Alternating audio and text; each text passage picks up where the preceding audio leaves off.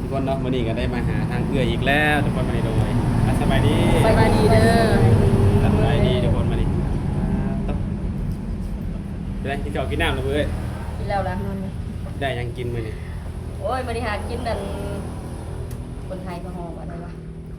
ได้เมนูหยัง ขอบคุณไอ้เยาคนไทยเป็น ขนมจีน กินขนมจีน อ๋อข้าวปุ้นก็ได้บ่รู้อยู่ดอก คนไทย เฮ็ดเองบ่เหลือได้ ตะก่อยเห็ดเมื่อวานหลังบ้านเอื้อย เฮ็ดเองก็เป็นบ่ ซื้อมาอะไรก็พากันมาเห็ด ตั้งเฮ็ดกินนี่บ่ แม่น้องว่าเห็ดกระปุ้นกินเนาะ โอ้ ก่อยละออกมะพร้าวก็ละออกน้ำออกอันนั้นออกตอนวัน แซกันมาท่าน แซ่กัน ทางเจ้าน้องเอามะพร้าวเอา ว้าว มะพร้าวในต้นนี่บ่ แม่นมันหล่นลงเอง โดย พายุมาวันนั้นแล้วมันหล่นลงมา3-4หน่วย ปาตบ มะพร้าวห้าว สงสัยอยากให้ถ้าเกิดเห็ดมันจักบ่เราจะบ่ลง มันอีต้นว่ามีทางนางหมายมีไผตับมีไผอันเกาะไอ้ก็เลยหล่นลงมา ก็เลยแบบร่นลงบ่ แม่ แล้วก็แม่นมาจากเนาะ เออ เป็นได้เสือบ่เปิดใจไปกะดนหรือได้นี่เป็นได้แล้วผู้บ่าวผู้แพ้วนะ คนที่ถือใจได้แล้วบ่ ได้แล้วได้จ้ะ โอ้ทุกคนได้นะผู้บ่าวทางไหนน่ะเอ้ย เวียงจันทน์ ปาดเพิ่นอยู่เวียงจันทน์เลยบ่หรือว่าเพิ่นอยู่ต่างประเทศตอนนี้ เราอยู่เวียงจันทน์ โอ้เป็นคนเวียงจันทน์เลย คนลาวแม่น อืม เราคนไทยเชียงขวางแต่ว่าเขามาซื้อดินซื้อดอนอยู่เวียงจันทน์เขาเลยลงมาอยู่เวียงจันทน์ โอ้ เขาคนไทยเชียงขวาง ตกลงปลงใจผมหากันแล้วบ่ แม่น ปาด จะได้มีข่าวดีได้นี่เนาะ เออ ดนปานใดแล้วคุยกับเพิ่นมาทุกมื้อนี้นะ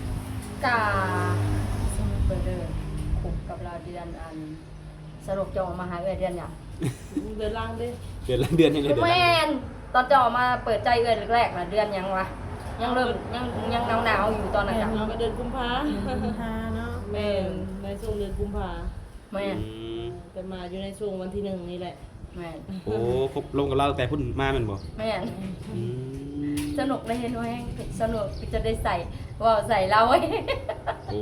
เว็บซีทั้งโซโนก เป็นซีมาทางช่องนี่แหละเนาะ เออ โอ้ยโดย เพิ่นเห็น ตัวคือตกลงกันเรียบร้อยแมันบ่ แม่น อื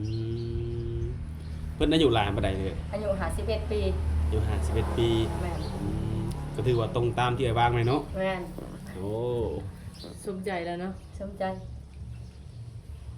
ก็ถือว่าจังไดคบหาขึ้นคบหากัน กะโอเค โอเค แบบนิสัยใจคอเว่าออกมากะตรงกันกับเอื้อยเว่าแบบเวลาเอื้อยเว่าไปก็มันจะตรงกันกับเขา บ่มี เวลาแบบ คือชุมเฮาวางแผนแบบว่าเฮาสิเฮ็ดนู่นนี่นั่นแบบว่าสมมุติว่าเฮาเอากันสมมุติเนาะ โดย เฮาวางแผนไว้อนาคตสมมุติว่าเฮาเอากันซอยกันหาเงินหาคำแล้วเฮาอยากได้แบบได้แบบสิ่งของที่ใหญ่ๆนะแบบเฮาว่าคาดไม้ไว้นะ โดย สุคนสุหาเงินซอยกันแหละเฮาก็เก็บน้อยเก็บใหญ่เนาะหมู่คู่ได้หยังเฮาก็อยากได้นะ แม่ แล้วเฮาเว้าออกไปแล้วมันสิตรงกันกับประเด็นเฮาคิดออกมาเฮาเว้าแล้วเขาก็รับได้ โอ้ ประเด็นเวลาเราเสนอมา มันก็มาตรงกับนิสัยข่อย อืม ก็เลยแบบว่ามันจะเข้ากันได้นะ ใจตรงกันเนาะ แม่ ใจตรงกันความคิดตรงกัน แม่ การวางแผนก็ตรงกันเนาะ โอ้ โอ้ครับบ่น่าที่ว่าได้มาพบมาพอกันเนาะ โดยแล้วเป็นยังไงอนาคตในวางแผนว่าจังไดสิไปอยู่เวียงบ่หรือสิไป แม่ อยู่พี่ คันเอาเพิ่นก็ให้มาอยู่นำเพิ่นอยู่พุ่น โอ้ เรื่องนี้เพิ่นก็ให้ที่ไว้เพราะว่าเขาก็เป็นข้าราชการ อืม เขาก็ปะกันมาหาเฮาบ่ได้ โดย เฮาก็เลยแบบว่าเฮาก็ต้องทำใจนะแบบว่าทั้งๆที่เฮาก็บ่ได้อยากปะกันดอกเอือนเฮาสร้างอะนะเฮาปะไปนี่มันก็ต้องเสาต้องมองได้สนุก บ่มีคนอยู่เนาะว่าไง แม่ โดย เพื่อเฮาสิได้ลงมาก็ประมาณ 2-3 เดือนจ้ะเนาะเฮาลงมาทุกเดือนเฮาก็เงินคำเด้กูมือนี่ แม่ อืม น้ำมันลดกระแพงเนาะ แม่น โดยโอ้มีวางแผนกันแล้วบ่ว่าสิจังไดแบบ มีวางแผนแล้ว เดือนหาวันที่13แล้วลงมานี่แหละสิให้ไปน้องนี่ถามอันที่ทำคองไว้เลยเดือน6แหละ เดือน5วันที่23 แม่น โอ้มันก็ยังบ่ดนได้นี่เนาะ แม่น สิมีข่าวดีแล้วทุกคนบัดนี้ตบมามื้อนี้ก็ถือว่าได้ข่าวดีนี่ก็ดีใจนำเอื้อยเพิ่นทุกคนเลย เนาะ เนาะ เนาะ ได้พ จะ บ ได้ ได้ กิ พ น อ ด สัก อน ทีบัด ก็ นี้ จะแม่นจะว่าเขาบ่มาเอาเขาก็บ่สิให้เขายังบ่ได้ไปนอนนำไผ แม่ แม่นบ่ส น รุป แม่ แต่ว่า แม่ โดย ค่ะว้าวที่การที่เขาเว้ามาเขาก็เว้าไปตามเขาหั่นนะก็เขาว่า100%เขาก็ว่า100%เอ้า โดย เนาะ โดย เข้ากับคนอยู่ในร้านในการเขาสมมติว่าเขาสิกิตัวกับตัวเฮาก็บ่ได้เสียหายเฮาบ่ได้ยังบ่ได้ให้ บ่ได้ไปมาหาสู่กันเนาะ ต่อ โดย ต่างคนต่างแบบอยู่ไกลเนาะ เขาแอนกันอยู่ในโทรศัพท์เฮาก็บ่ได้เสียหายเนาะเขายังบ่ได้จับมือถือแขนเฮาสมมุติว่านะแต่ว่าเลยสิถือตัวถือต้มก็ยอมรับก็ว่าสิถือหลอกอีกก็ซั่นก็สิยอมรับได้นะว่าแล้วได้ก็สิถือแต่เขาหลอกอ่ะแต่อย่ามันซะไป โดย แม่น มีแต่ว่าลงมาซื่อๆเนาะ แม่น คำว่ามันลองอยู่อื่นนี่ไม่ได้เลยเนาะ โอ้พี่เนี่ยมันมากันแล้วเนาะ แม่น เรื่องอันนี้สาขาดองคันสอนนี่เว้ากันไว้แล้วบ่ ขาด ว่า ไปแล้วบ่ เราไว้กะแต่พี่ว่า50ล้านแล้วเขาขอลงแล้วเขาว่าอยู่ในประมาณ30ล้านแล้วงวดตัวหนึ่ง อืม ก็เลยก็เลยแบบว่า30ล้านกับ30ล้าน มีบ่คำมัน แล้วเขาเลยว่าคำเด้สารเราเลยว่าโอ้ยเบิ่งแน่ว่าพี่สังกาดมุกน้ำมันกับเพื่อเอารถเอาลังลงมาอีก เอา แสดงว่าได้แต่ค่ะ ได้แต่เงิน กับงู แม่ คำเลยไม่ได้ บ่ได้แล้วก็ยากก่อนก็บ่ได้เป็นคนยาก โดย แม่นกันไปเขา จะ มา ได้ หา โพ ข่อยตอ เนาะ นนั้นนะ บอกง่ายๆก็คือว่าทางเอ้ยนี่จะได้โพเอาแต่เงิน คันแม่นว่าไผเขามาหาข่อยตอนนั้นน่ะโชคดีสุดๆถ้าข่อยเป็นคนแบบง่าย ง่ายๆสบาย ๆ ๆ ส เนาะ บายข่อยแบบบ่ยากข่อยค่ะ เอาคนเนาะถือ แม่ คน ข่อย ดี เอาคนข่อยบ่แม่น อืม ข่อยบ่แม่นสิคิดแต่อยากได้แต่เงินเขา โดย เฮาก็อยากได้คนมาสั่งมาสานะ ในเมื่อเฮาเอาคนแล้วเงินนี่จังไดมันก็เป็นของเฮาอยู่แล้วนะ แม่น บัดแล้วเฮาไปสร้างไปซาเป็นผู้เมียกันเนาะ แม่น ไปชื่อน้ำลัง แม่นเงินค้ำน่ะข่อยว่ากับเราบ่แล้วเฮาหาเงินได้แล้วซื้อเอาก็ได้ อ่า ของนอกกายว่าไปสิจะไป โดย เพราะว่าวันนี้แหละ โดยคันคือเงินมีเอาคนไม่ได้เนาะต้องได้มาซื้อเท่าแก่กิน แม่ แสดงมาเพิ่นนี่มีใจแบบว่าหมักหักเฮาเนาะจริงใจกับเฮาเนาะ เอ้ยน้องเขาก็บอกว่าเขาได้เอ็นในลมข่อยเบิดทุกคนเขายันทางเขาตัวเขากระทูลงมาถามเบิดเขาเห็นดีเบิดน้องเขาอยู่ยังหัน โดย ก็เลยแบบว่าแต่เขาว่าเขาบ่จริงใจเนี่ยเขาบ่บอกน้องเขาข่อยว่าได้ตามเพื่อคิด โดย แม่นบอก โดย ท่านคนสิบ่แบบว่าบ่จริงใจต่อกันน่ะเขาสิบ่เว้าได้ว่าข่อยมีผู้สาวอยู่แขวงนั้นแขวงนี้เขาสิบ่เว้า เขาปิดอ่ำเนาะ แม่นคันคนที่หักเฮานี่เด้อน้องเขาก็เล่าให้ฟังเบิดว่าแล้วก็เล่าให้เด้อน้องเขาฟังว่าข่อยก็เป็นแม่ห้างแต่ว่าร้านลิตแต่ว่าลูกเราก็ใหญ่ไปหาเงินแล้วแล้วก็คันเอาเขามาอยู่นำนี่ร้านเขาก็ได้มาอยู่นำได้เราบอกเด้อน้องเรานะ อืม เดี๋ยวไอ้น้องเขาเลยว่าคันเอาขึ้นมาอยู่นำแหละสิเลี้ยงสิเกลือเขากุ้มหุ่มอยู่บ่นะจังหวัดปัตตานีเอามาแล้วมันทุกข์ยากอีหยังไรเขาปุ๊บนี้เลยเห็นได้ว่าเขาเอาร้านเขาหอลงมาอยู่ซิ โดยคนเนาะตกจังไดกันเนาะจะได้กินน้ำกินตอนได้จังไดกันเนาะวังว่าอ้ายเพิ่นนี่สิเว้าแท้เฮ็ดแท้เนาะ แม่น อ้ายมันคือเสียงคลิปนี่ดอกเนาะอ้ายมันกันเนาะ แม่นเราเป็นคนมีศีลหาประจำได้ไหนแล้วมักศีลมักนั่งสมาธิ โดย เราก็ไปดูดวงไหนข่อยก็ไปดูดวงก่อนเรา แล้วมันก็มาออกใส่เราเขาก็ยังงงอยู่ได้มันคือมือออกใส่เราทั้งที่ข่อยเสี่ยงจะกับคนอื่นบ่ออกมาออกใส่เราเลยข่อยว่าไปตั้งงงอะไรเนาะเพราะว่าอีหยังไพ่นี่มันก็มาขึ้นใส่เขา ดู แลนางเทียมแล้วว่าเนื้อคู่เจ้านาคนได้เขาอยู่ทางเหนือคนได้ขึ้นไปทางแขกไปทางคนได้บ้านเกิดเมืองนอนเรากับคนใจเชียงควางกับทางเหนือปุ๊ทางเหนือมีเราอาจจะมาเจอกันเราว่ามีผู้สิซักจูงมาหาเจ้าเด้อบ่มีเขาเลยว่าสิแหละบ่นะขอยบ่ได้ไปใส่คนอยู่แต่เฮือนเลี้ยงตลาดอยู่ในเฮือนขอยสิได้เห็นหยังเขาว่าสิแหละขนาดกรุงเทพเดี๋ยวนี้ก็ยังบ่มีโอกาสได้ลง เด็กงานเนาะ มีเขาว่ามีเจ้าอย่าเว้าเขาว่ามันถึงมีผู้ใดผู้หนึ่งอันซักจูงมาหากันมาแล้วน้องเรามาเห็นข่อยน้องเรามาหาหอดเดียวน้องสาวเรา คนอยู่แคสโนนี่บ่ เราเอาครัวอันบ้านอันนี้นะในสนามไซนี่อันพี่น้องเขาไอโก้นี่น้องอันไอโก้นี่แล้วเราก็ไปทำงานเลยข่อยเลยโทรหาน้องเขาเนี่ยข่อยกับไอ้มาน่ะตอนอยู่กรุงเทพต้องข่อยสิขึ้นไปอยู่ในห้องเรากับเพื่อนสองคนนี่ไปอยู่ในห้องเราเสาห้องอยู่น้ำกันนะแต่การถือกับไปน้องกันเลยนะ ลูกเสี่ยว แต่ว่าถ้าคอยถือกันหักแพงกันลิอะหรอแล้วบัดเลยคนนี้แหละเอากับน้องสาวแล้วคอยเลยโทรลิ้นน้องเขาคู่มือ อืม เขาเลยว่าเจ้าขึ้นมาจากกรุงเทพแล้วมาลิ้นน้ำข่อยนี่เด้อพี่นางข่อยก็แล้วพี่นางอ้าวคณะรอกับไอ้โกกับพี่นาง แย่เลยเนาะ แล้วก็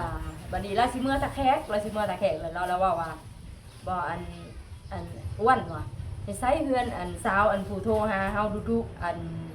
ตอนเฮาอยู่กรุงเทพแล้วโทรหาเฮาอยู่ดุๆนะแล้วเฮือนเราไกลบ่นะบ่ไอ้ไม้แล้วว่าเฮือนเขาน่ะเขาสิห้องบ้านเหนือบ้านใต้เนาะเขาอยู่บ้านเหนือว่ะเฮานี่อยู่บ้านใต้เขาบ้านเหนือเขาอยู่บ้านใต้ว่ะไปสิพาไปว่ะแล้วมาแล้วคนเลยว่าสิคนละว่าพี่นางว่ะมีบ่ผู้บ่าวของห่างอันของหมายนะติดต่อให้ข่อยแน่ก็เลยสิข่อยโสดก็บ่ได้มีผัวได้ว่ะข่อยอยากได้คู่ได้จริงข่อยก็แบบคือข่อยหยอกจุดเจ้าเลยแหละปากข่อยทันแล้วอิดแล้วก็ว่ามีบ่หรือบ่มีมีข่อยสิติดต่ออ้ายข่อยให้เด้อแล้วว่ะเขาบอกแต่เพียงเนาะข่อยสิติดต่ออ้ายข่อยให้เจ้าเด้อว่ะแล้วว่ะขันเขามีเมียเขามีคู่แล้วก็บ่เอาเขาบ่อยากแย่งของไผเพราะว่าเขาอยากเป็นมือที่3เพราะว่าคันเอาแล้วข่อยเอาคนโสดสนิท โด เพ ย ราะว่าพอห้างสิลูกติดมาก็อย่าข่อยหับได้เขาละว่าสิ โดย เอาคนเฮาเนาะเฮาสิไปปฏิเสธว่าบ่เอาได้ลูกบัดเฮาก็ยังมีลูกมีหลานเด้ แม่นักคิดสิเพิ่นสิโตเนาะเพิ่นมีเฮาก็มีเสียแนวไงกันเนาะ แม่น แต่เพิ่นยังทำเท่าไหร่เขามีกันเนาะแม่ แม่นข่อยละว่าจะสิหับข่อยได้บ่ข่อยน่ะข่อยไม่ห้างอยู่ลูกข่อยมีอยู่แต่ว่าลูกข่อยไปทำงานบ่แล้วเลยข่อยยังเลี้ยงหลานข่อยถ้าสมมุติว่าสิให้ข่อยเป็นหลานนี่ข่อยก็สิบ่ได้อลีข่อยสิบ่ได้ได้ โดยสิให้ไผเบิ่ง การแต่คนออก แม่นเลยเนาะ อ้าว โอ้แต่ว่าเพิ่นก็บ่ได้ว่าหยังที่เนาะ บอกเราว่าหับได้เป็นยังเราอ่ะร้านกันใหญ่เอามาโลแล้วเราอ่ะ นี่แหละคนเราสิได้เป็นเนื้อคู่กันแบบนี้แหละยังก็ได้ยังก็รับได้ใจมันตรงกันในของพ่อนี่นะมันยังก็รับได้สินะนี่แหละคนสิเป็นเนื้อคู่กันนะ โดย แต่คนสิบ่เป็นเนื้อคู่มันมีรถแนวขัดกันเนาะ แม่นคือเขาเสร็จเขาหาเอ้ยเห็นป่ะเฮ้ยขาดองทางบ้านชุมน้องนะเอาแพงเขาว่าจะไป โอ้ ทุกยูทูบเบอร์เขามาเขาว่าแพงว่ะเอ้าแพงหยังตัววะ ก็ขึ้นกับคนบางอันนั้นเนาะบางคนเนาะแพงก็ เขาว่าอีหยังมันบ่ได้คือกันใดเขาว่าแต่ละบ้านมันก็แม่นผู้หนึ่งก็ผู้สาวสดผู้หนึ่งก็ไม่ห้างเขาก็บ่เอาซ้ำกับผู้สาวดอกเขาก็ตอบอยู่เพิ่นโอ้ยแพงขอย่านนี่เพิ่นว่า เขาก็เอ็ดฮีดเนาะ อันนี้คือข่อยเข้าใจกับอ้ายนี่ได้สัก อืม เขาก็ว่าขอได้บ่สำนี่หั่นนะ อืม เฮาก็ยังสิมาสั่งมาแปลงนำกันหั่นนะแหละ โดย บ่ว่าสิเจ้าก็สิว่าเอา50ล้านก็50ล้านหั่นบ่เขาก็ว่า แม่ได้ก็มีต่อเนาะต่อขึ้นต่อลงเนาะ แนวมันเนาะ เขาก็เลยว่าตกลงกับเราเลยข่อยก็มาบอกแม่เขาว่าแม่เขาให้ได้แต่30ล้านแล้วบ่มีคำใดข่อยน่ะข่อยบ่มักยากบ่มีคำก็เอาแม่ข่อยละว่าเฮาบ่เป็นสาวโสด แม่เนาะ เฮาก็ไม่ห้างลูกติดแล้วก็ร้านมาติดอีกแม่ร้านเฮาก็ไปอยู่นํเขาอีกข่อยละว่าเอ้าเฮาต้องคิดใจเพิ่นใจโตเด้ แม่ จะได้ว่าสาวนี่เห็นตะแกงเงินมันลูกหลานโตเด้ยังเอามานำหาเขาแล้วคิดแบบนี้ได้สาวหนุ่มคิดได้ โดย โดย คิด ก็เลยเอาแต่เงินเนาะ นั่น ก็ไปเฮ็ดเวียกงานกันได้เงินมันก็จังซี่เนาะมันมีขายตลอดเนาะ แม่น แล้วมีเงินมาง่ายกันอะไรกัน ข่อยมาเห็นเสี่ยวข่อยนี่นะสนุกมันบ่ได้แต่งจักดีกินฮีดอันเอาหมูมากินฮีดแล้วก็แล้วก็อีหยังก็บ่ได้ขอวัดสิได้ผูกคอต่อแขนนะคะขอกับคนบ่มีมันก็ยังอยู่จนผัวมัน55ปีมันก็40ปลายปีสำกันกับข่อยเดียวนี่ โดย มันแฮงผู้สาวสดมันกับ อยู่กับ ผัวของห้าง ความจริงใจกันเนาะ มันอยู่ จนถ้าปัจจุบันนี่มันก็ยังบ่ได้เข้าห้องพักควันได้ลูกนำกันกับผัวมันก็2คนใหญ่ เว้นว่าสิอยู่กันบ่ได้เนาะ นั่นแหละ มันก็บ่ได้มีฮอดคำคือกัน อ่าน แล้วเขาว่ากันเขาสิเว้าใส่ข่อยนี่ก็ยามันก็ยังหัก แล้ถือคนดีนะ มีบ่ นั่น มี แหละ กันเนาะ เอื้อยกับปรารถนาว่าเฒ่าก็ยาหำเอ้ยเพราะแต่ว่าเฒ่ากับเขาจิตนิสัยดีจิตใจดีหั่นน่ะ นั่นแหละ ทุกคนถูกมีประสบการณ์หั่นน่ะเราก็มีประสบการณ์เมียเราก็โตนี้ไปนำสิว่าแต่ถ้าที่เราเลี้ยงลูกผู้เดียวก็ข่อยสิว่าข่อยมาคิดพิจารณาเบิ่งว่าผู้ชายคนนี้นะเพิ่งขันว่าเมียถิ่มลูกให้เลี้ยงเขาก็ยังเลี้ยงลูกจนใหญ่ร้อยคนพันคนผู้ชายมีดอกคนหนึ่งเอามาเจอนะหลายคนมีแต่เขาอยากถิ่มลูกแล้วเขาไปหาผู้ใหม่ได้ เออเขามีเสียไปโยนให้แม่เฒ่าเมียว่าเอาไปยักเอาไปให้แม่เฒ่า โดย แม่นบอก โดยแม่น อันนี้เราแบบว่าเลี้ยงลูกทั้งเลี้ยงลูกเพิ่งเขาเฮียนก็ได้จ้างชีวิตเราหายได้เราหายได้ก็เราเราว่าป้าเราเองขนาดของไปอีกเนาะเอ้าลูกผู้หนึ่งเนาะลูกกก็4 อัน 3 ปีบรรลุคนที่2ปีปลายหายกอดแขนกอดขาเมียบ่ให้เมียนี่ปะเมียก็ยังยันออกแล้วก็เมียยู่แล้วก็ไปเลยไปกับผู้บ่าวเลยเราสอนน่ะ เพิ่นกันสอนให้ฟังเนาะ แม่นสอนเบิดเราบ่ได้ปิดเราบ่ได้อัพเลยแล้วก็เซาแล้วก็สอนแล้วก็เปิดทางเบิด โดย ข่อยให้เราอ่ะข่อยเป็นผู้ชายอยู่ข่อยให้ข่อยคิดแข็งบ่ได้เราอ่ะ โดย โอ้ยสิว่าเพียงแต่เราแต่เฮาผู้มายิงเฮาก็ยังสิให้เนาะ โดยแม่นนั่นแหละ ให้เอ้าเฮาบ่มีความผิดหมู่ผัดมีผู้บ่าวว่าเอาผู้บ่าวมาแล้วว่ามาบอกว่าปะกันก็เด้อว่าไปไผไปมันเด้อว่าลูกกับเจ้าเลี้ยงเด้อนะไผบ่ให้เนาะไผบ่เรือใจหั่นน่ะ โดยแม่นเลย บัดแม่มึงลูกผัดผู้หนึ่งเพราะว่ายังบ่ได้ใหญ่บัดลูกก็ให้เบิดบัดนี้ให้ใด แน่นอนแล้วไปก็เจอแบบนี้ผู้ใดก็กั้นบ่อยู่ดอก แม่นสมมุติว่าเจ้าเป็นผู้ชายเจ้าก็สิให้คือกันไปลูก นอกจากว่าเฮา เจ้าสิอดได้บ่ลูกให้แม่น ถ้าเฮาไปผิดอดีให้แห้งนี่คือว่าไปอย่างหนึงอีก หมู่นะพังความหมู่เว้าว่าโตน่ะได้ผัวเฒ่าแล้วเจ้าสิเอาหยังผัวเฒ่าเนี่ยเราเดี๋ยวนี้หาก็36ปี โอ้ แล้วหมู่แล้วว่าตัวสิเอาไปเฮ็ดหยังเนี่ยนั่นอันผัวนั่นเฒ่าแล้วตัวน่ะไปหาเอาผู้บ่าวไว้ยังได้ก็ได้พอผู้บ่าวมื้อนี้เราก็เว้า โดย แต่ว่าท่านบ่ได้ซ้ำเราได้บ่ซ้ำได้เราก็บ่ได้ดูถูกเขาว่าพื้นว่าเราก็เห็นหั่นนะ โด เนาะ ย แบบคือข่อยนี่แหละแบบบัดทางใส่สะอาดนี่เอื้อก็เฮ็ดเอาสมมุติว่าแม่นบ่ แม่นแม่นแม่น บ่มีใครดูถูกใครมันหักเห็นและลูกเราสองคนเขาก็เป็นใจนะเขาบ่ได้ไปหาแม่เขาเลยได้ โอ้ เขาบ่ไปได้ ก็คือสิเห็นเบิ่งจากอันเพิ่นเล่ามานั่นก็คือสิมีความในใจนะเบิ่งเห็นเนาะ แม่นข่อยคบกับคนอื่นมามีแต่เล่าได้มาเปิดเผยความลับแบบ เคยแบบเจ็บช้ำน้ำใจแบบถือเมียถิ่มเมียป้าไปหานะบางคนเขาไม่ได้เล่าได้มาคบกับติดตาหาที่เราได้เดียวเราไม่ได้เล่านี่ไร และแสดงความบริสุทธิ์ใจของเพิ่นแหละเนาะ แปลว่าแสดงความจริงใจต่อกันเนาะบ่ แม่เราเล่าออกจนเบิดสนุกนี่แหละเขาอะเราบ่ปิดบังเลยน้องเราเขากระซ้อนข่อยพังคือกัน โดย เขาเล่าเบิดใดเขาไม่ได้ปิดบังใดแล้วเขาเลยถามน้องเราอะถามเราอะอันเขาขาดกันคักเนี่ยแล้วบอกกับลูกกับผัวเขาแบบเขาพยายามไปโทษเนาะคนเขาแบบเขายังบ่ได้ปะใบห้างนั้น เพิ่น ยังบ่ได้ ถามทางเอื้อยนี่บ่ แม่ พยานทางเอื้อยยังบ่ทันขาดกันแม่นบ่ แม่ โอ้ ขาดกันคักแล้วบ่เขาถามเรานั้นเอื้อแล้วถามเราน่ะขาดแล้วเราอะ ขี่ไปน้ำตาลเรียบร้อย เรียบร้อย อ่า คันเอื้อยบ่ขาดนะเอื้อยบ่อันให้อันเขานังซีติดต่อสิจะมาสัมภาษณ์ว่าเอื้อยมาเปิดใจซ้ำเอื้อยจ้ะ แม่นเลยเนาะ โอ้ยพอดีเอื้อยก็สิถึกแบบถ้าหับสมมุติว่ายังบ่ได้ขาดกับผัว โดยอันนี้ก็คือคาดแล้วเนาะ แม่นเอื้อยก็บ่กล้าอีกว่าสิ แม่น มาเปิดใจว่าร้อยเด้อ ยังมีบัวมาเปิดปรับใหม่ยังแพงไงเนาะ ปรับใหม่ใดสนุกปรับใหม่ใด อันนี้บ่ขาด เฮาสัมภาษณ์ดูสิเฮาก็เสียหายคือกันเขาก็มาได้ แม่น บัวสามารถเรียกร้องได้เลยเนาะ ได้ อัน อัน นี้ นี้บ่ เขา ปะ ตัดขาดกันเรียบร้อยแล้วเนาะ แม่น คือเอามาเปิดใจ คือชุดเจ้าพาเอื้อยไปหายตาก่อนนี่เนาะเขาเห็น